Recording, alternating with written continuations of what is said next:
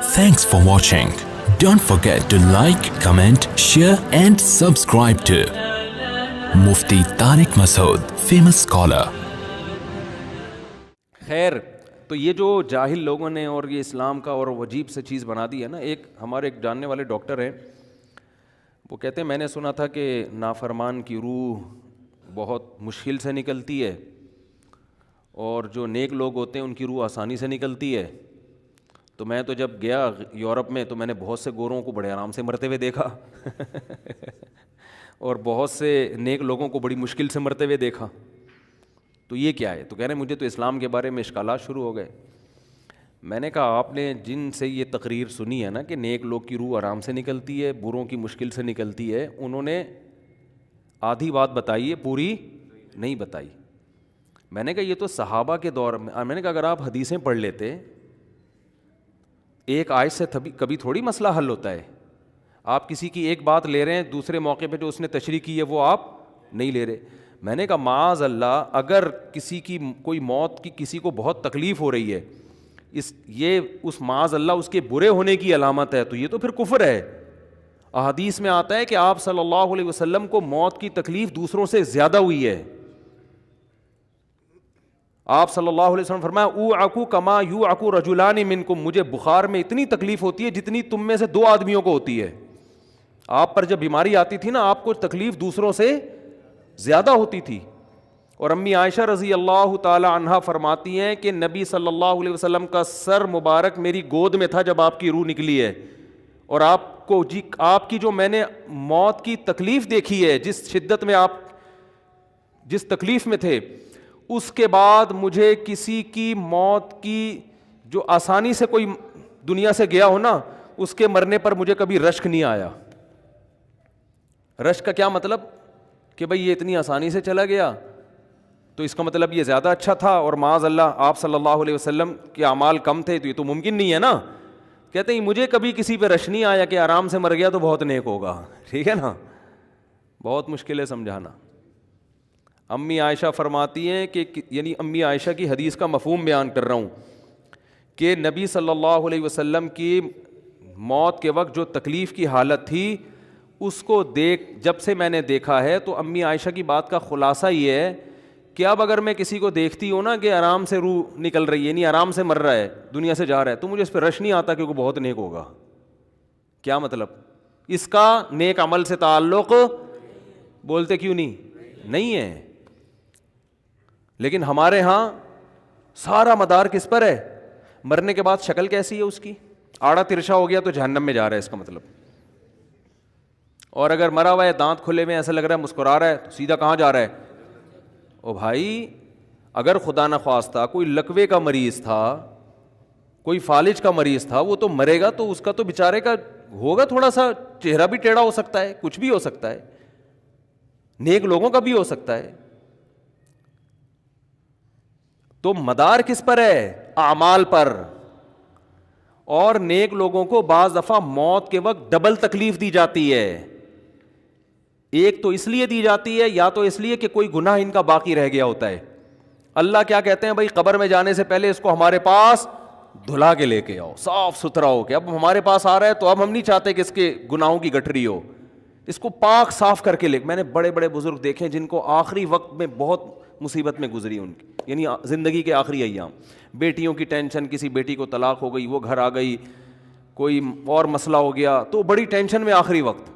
لیکن وہ زبان سے کیا کہتے تھے؟ شکر، کہ یار شاید اللہ تعالیٰ ہمارے گناہوں کو معاف کرنا چاہتا. اولاد کی حدیث میں آتا ہے کہ انسان کو اس کی گھر والی کی طرف سے، اس کی اولاد کی طرف سے، اس کے جسم کی طرف سے تکلیفیں پہنچتی رہتی ہیں اور اس کے گناہ معاف ہوتے رہتے ہیں، حتی لقی اللہ طاہرا مطہرا، جب اللہ کے پاس آتا ہے نیٹ کلین، بالکل گناہوں سے پاک صاف ہو کے آتا. لیکن یہ تکلیف وہ ہوتی ہے جس میں صبر کی توفیق بھی ملتی ہے، کیونکہ اللہ دے رہا ہے نا تکلیف، اور اللہ سزا کے طور پہ نہیں بلکہ کفارے کے طور پہ، تاکہ ہمارے پاس آئے تو صاف ستھرا ہو گئے. تو اس تکلیف میں پھر صبر کی توفیق، اس لیے علماء کہتے ہیں جس تکلیف میں صبر کی توفیق مل رہی ہے، سمجھ لو یہ رحمت ہے. یہ کیا ہے؟ رحمت. یہ اللہ آپ کو بنانا چاہ رہا ہے کچھ. اب لوگ کہتے ہیں یہ والی تکلیف کیوں، وہ والی کیوں نہیں آئی، یہ تو بہت زیادہ ہو گئی. تو بھائی اللہ سے کوئی نہیں لڑ سکتا, وہ جو دے رہا ہے وہ اس پہ صبر کرو. اسی کو کہتے ہیں تقدیر پر رضا, کہ جو اللہ نے مقدر کیا ہے بس ہم اس پہ کیا ہیں, کوشش کریں گے, اللہ سے عافیت مانگیں, اے اللہ ہمیں تکلیفیں نہیں چاہیے, ہم تو ویسے ہی کمزور ہیں, ایسا نہ ہو تکلیف میں اور ہی نافرمانی پہ نہ آ جائیں, ہمیں تو خوشیوں بھری زندگی چاہیے, اور اللہ ان خوشیوں میں شکر کی توفیق دے کے گناہ معاف کر دے, ٹھیک ہے نا. جیسے لوگ حکیم کے پاس جاتے ہیں, حکیم صاحب کے پاس 2 طریقے ہوتے ہیں علاج کے. ایک طریقہ تو یہ کہ بھائی یہ کڑوی گولی ہے, 2-3 کھاؤ گے فٹ فاٹ ہو جاؤ گے, اس میں یہ بھی پرہیز, یہ بھی پرہیز, یہ بھی پرہیز. اور ایک طریقہ ہوتا ہے بھائی دودھ جلیبی کھاؤ, علاج لمبا ہو جائے گا, لیکن وہ دوا میں کیا ہے, دودھ جلیبی. تو آپ کہتے ہو بھائی یہ دودھ جلیبی والا مجھے دے دو, ٹھیک ہے لمبا علاج کروا لوں گا, فائدہ دیر سے ہوگا, لیکن میں یہ کریلے کا جوس نہیں پی سکتا. تو ہم نالائق لوگ ہیں, شکر سے بھی انسان کے ترقی ہوتی ہے, تو اللہ سے یہی مانگنا چاہیے اللہ ہمیں نعمتیں دے, تکلیفوں سے بچا, اور شکر کی توفیق دے تاکہ ہمارے درجات بلند ہو. تو شکر کے بھی تو بڑے فضائل ہیں نا. تو مانگنے تو, کیونکہ عبدیت اور غلامی کا تقاضا یہ ہے کہ اللہ سے عافیت مانگی جائے, لیکن اللہ تکلیف دے دے تو اس پہ صبر. تو ہمارے نبی صلی اللہ علیہ وسلم کو ہاں یا تو اس لیے تکلیف ہوتی ہے گناہ معاف, یا اس لیے کہ درجات بلند. اللہ چاہتا ہے کہ بھئی یہ دنیا آزمائش کی جگہ ہے, جب آخرت میں آنا تو اتنا تجھے نوازوں. تو ہمارے نبی صلی اللہ علیہ وسلم جنت میں آخرت میں سب سے اعلیٰ مقام کس کا ہوگا, سید الانبیاء محمد صلی اللہ علیہ وسلم کا, حضرت آدم سے بھی زیادہ, نوح علیہ السلام سے بھی زیادہ. تو اللہ نے فرمایا کہ آپ کو پروٹوکول دینے کے لیے آخری جو اب آپ کا آخرت کا سفر ہے نا, اس میں مادی تکلیف آپ کو دوسروں سے زیادہ دی جائے گی.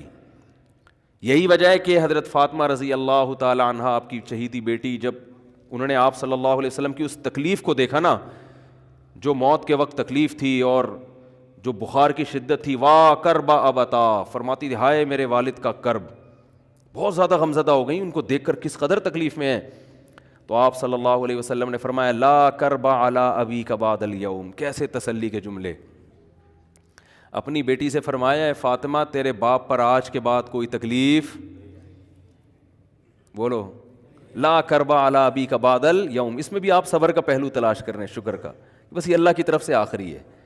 آج کے بعد اے میری بیٹی تیرے باپ پر کوئی تکلیف نہیں. اپنی بیٹی کو بھی تسلی دے رہے ہیں کہ غم ہلکا کر, بس یہ اللہ کی طرف سے آخری ہے, آج کے بعد کوئی تکلیف نہیں ہوگی. تو ہمارے ہاں وہ بیچارہ تکلیف سے جا رہا ہے, تو یار دیکھا آ گیا نا سامنے, اللہ کہنے یہ دیکھا, ہم تو کہتے تھے بندہ ہی 2 نمبر ہے, اب آ گیا نا, ٹھیک ہے نا. تو دیکھو کیسے مر رہا ہے. اور پیغمبروں کو تکلیف تو دی جاتی ہے, لیکن کوئی ایسا عیب نہیں ہوتا, ایسی بیماری نہیں ہوتی جو لوگوں میں معیوب سمجھی جاتی ہو, یہ نہیں ہوتا. کیونکہ پیغمبر اللہ کے قاصد ہیں, تو اللہ ان کو ہر لحاظ سے امت کو یہ بتانا چاہتے ہیں یہ میرے رسول ہیں, یہ میرے سفیر ہیں. تو کوئی بھی ایسی چیز جس کی وجہ سے لوگوں کو ان سے نفرت ہو, یا طبعی نفرت جو انسان کے اختیار میں نہیں ہوتی, تو اللہ ایسی بیماری اور ایسی تکلیف سے بچاتے ہیں ان کو. سمجھ میں آ رہی ہے بات. لیکن امتی کو ایسی تکلیف ہو سکتی ہے. یہ جو ختم نبوت کے علماء کہتے ہیں نا مرزا غلام احمد بیت الخلاء میں گر کے مر گیا, تو بعض لوگ کہتے ہیں وہ تو بیت الخلاء میں تو فلاں بزرگ کا بھی انتقال ہوا تھا, فلاں کا بھی. بزرگ کا ہو سکتا ہے, پیغمبر کا بیت الخلاء میں انتقال بولو نہیں ہو سکتا, کیونکہ پیغمبر کو اللہ ایسے عیب سے بچاتے ہیں کہ جو انسانوں میں عیب سمجھے جاتے ہیں. تو پیغمبر کو ایسی بیماری نہیں ہوتی, جیسے اچھوت کی بیماری ہے کہ کوئی ہاتھ نہیں لگا سکتا اس کو, ایسی بیماری پیغمبروں کو نہیں ہوتی. کوڑ کی بیماری پیغمبروں کو نہیں ہوتی, کیونکہ ایسی بیماری جس سے لوگ گھن کھاتے ہیں, ایسی نہیں. لیکن امتی کو ہو سکتی ہے, امتی کو ایسی بیماری ہو سکتی ہے, اللہ اس کے درجات کیا کرے گا, بلند کرے گا اس سے. مجھے ایک واقعہ کسی نے سنایا کہ ایک ہندو تھا, اس کو کوڑ کی بیماری تھی. کوڑ نہیں ہوتا, گوشت گلنا شروع ہو جاتا ہے, تو یہ بیماری پھیلتی ہے. تو اس کے رشتہ داروں نے بالکل الگ کر دیا اس کو, وہیں سے کھانا پھینکتے ایسے کر کے. کہیں تبلیغی جماعت گئی, ان کو پتہ چلا, وہ بیٹھ گئے اس کے پاس جا کے, اس کو کھلا بھی رہے ہیں پلا بھی رہے ہیں.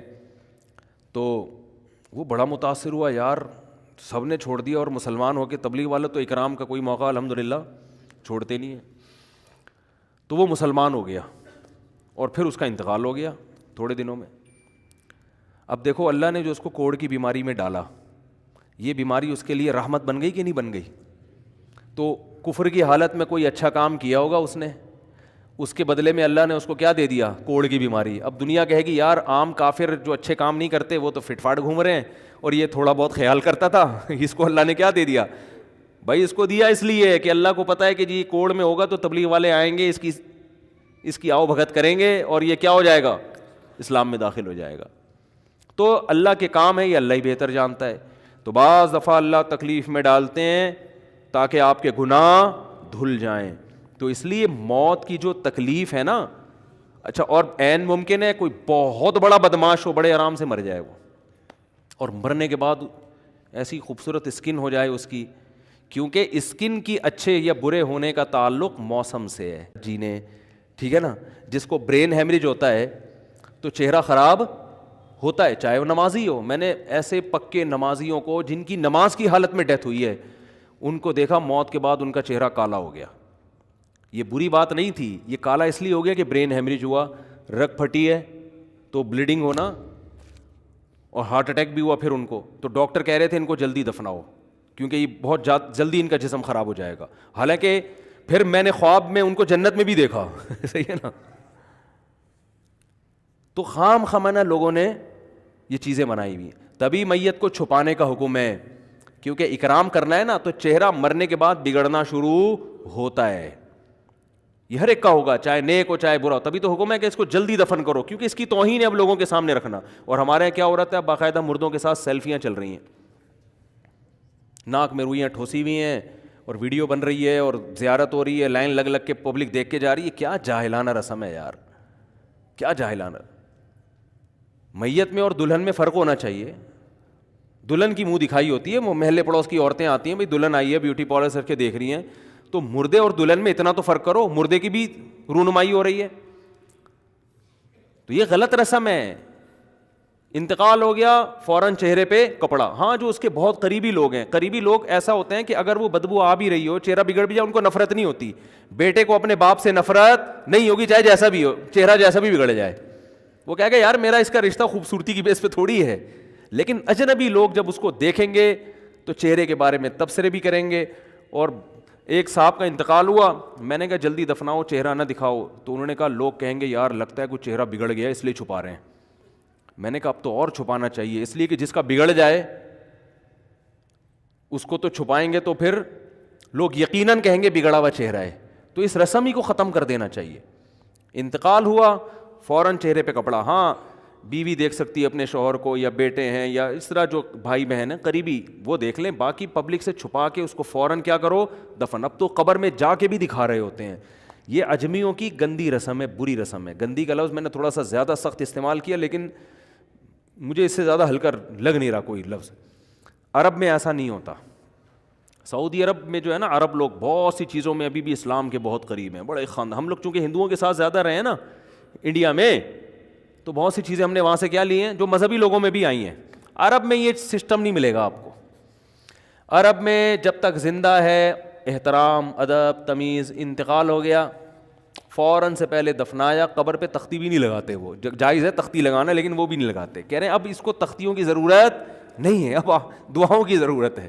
دعائیں ہوتی رہتی ہیں ابا کے لیے, صدقات و خیرات کرتے ہیں, ایسا صدقے کرتے ہیں عرب کہ آپ کی سوچ ہوگی. ایسی سخاوت ہے عربوں میں, اپنے ابا کے لیے, اپنی اماں کے لیے دعائیں کرتے ہیں. وہ میں نے بتایا نا ایک واقعہ, میں نے بہت پہلے سنایا تھا. جدہ میں کسی کے یہاں ٹھہرا ہوا تھا, سعودی عرب میں, پاکستانی تھے وہ کسی عرب کے ساتھ 30 سال سے ملازمت کر رہے تھے. عربوں کا نا آپ کو ایک پہلو دکھایا جاتا ہے میڈیا پہ, جو اچھا پہلو ہے وہ نہیں دکھایا جاتا, جو اسلام کی وجہ سے ان میں خوبی ہیں وہ نہیں دکھایا جاتا. تو ایک عرب شیخ تھا جس کی, ہاں یہ ملازم. دوسرا عرب کا جو اصل کلچر آپ کو ملے گا گاؤں دیہاتوں میں, شہروں میں تو پتہ نہیں کون کون آگے آباد ہوا ہے, اس میں اچھے بھی ہیں برے بھی ہیں. تو کہہ رہے ہیں میں نے دیکھا کہ وہ ایک عرب شیخ اپنی فیکٹری سے نکلا, میں تو ایک بھکاری آیا, اس نے اللہ کے نام پہ کچھ مانگا. اس کے پاس پتہ نہیں تنخواہ بانٹنے نکل رہا تھا کیا نکل رہا تھا, اس کے پاس بہت سارے پیسے تھے ریال. تو اس نے اس کو بھکاری کو دے دیے. بھکاری کو جیسے دیے, بھکاری نے, اچھا یہ عرب بھی 80 سال کا بڈھا, تو اس بھکاری نے اس کے عربی کے ماں باپ کو دعائیں دینا شروع کر دیں دل سے نا. کوئی پاکستانی تھا ہوا بڑا ڈیڑھ ہوشیار, دعائیں دی, اللہ کہہ رہے تمہارے ابا کی مغفرت ہو جائے, اللہ کہہ رہے. تو وہ عرب کو اتنا اچھا لگا, اس نے اور دے دیا. پھر وہ شروع ہو گیا, اللہ کرے تمہارے ابا وہ پھر اور دے دی. کہہ رہے ہیں اتنے پیسے اس بھکاری کو دے دیے. میں نے کہا یار یہ تو لاکھوں پتی بن گیا ہے, سارے پیسے ختم ہو گئے اس کے پاس, اور وہ گھنا دعائیں دیتا جا رہا ہے. وہ جو گھنا تھا نا وہ کیا کر رہا ہے, وہ بھی گھنا بن کے طبیعت سے دعائیں دے رہا ہے. وہ رونا بھی آ جاتا ہے پاکستانیوں کو, آپ کو پتہ ہے. تو کہہ رہے ہیں وہ چلا گیا, پیسے ختم ہو گئے. اس عربی نے کہا اگر یہ میرے پاس اور بھی پیسے ہوتے نا, یہ دعائیں دیتا رہتا, میں پیسے. بعض ایسے جذبات ہو جاتے ہیں نا انسان کے کہ اس کو لگتا ہے کہ شاید یہ دعا قبول ہو رہی ہے, بعض دفعہ ایسی کیفیات آ جاتی ہیں انسان کے اوپر. تو وہ پاکستانی تھے جنہوں نے مجھے واقعہ سنا, کہہ رہے ہیں یار ان کے اندر کوئی ان کے قریب رہے نا تو بعض چیزیں ان میں بڑی خاندانی. عربوں میں ماں باپ کا بہت احترام ہے, بہت. جتنے کسٹمر کے ساتھ بدتمیز ہوتے ہیں نا, باپ اور ماں کے ساتھ اتنے ہی اچھا سلوک کرتے ہیں. ایسا نہیں ہے جیسے زبان چلا دی اور یہ کر دیا. باپ بیٹھا ہوگا سب چپ کر کے آرام سے بیٹھے ہوں گے کہ باپ یہ بول بیٹا رہا ہے.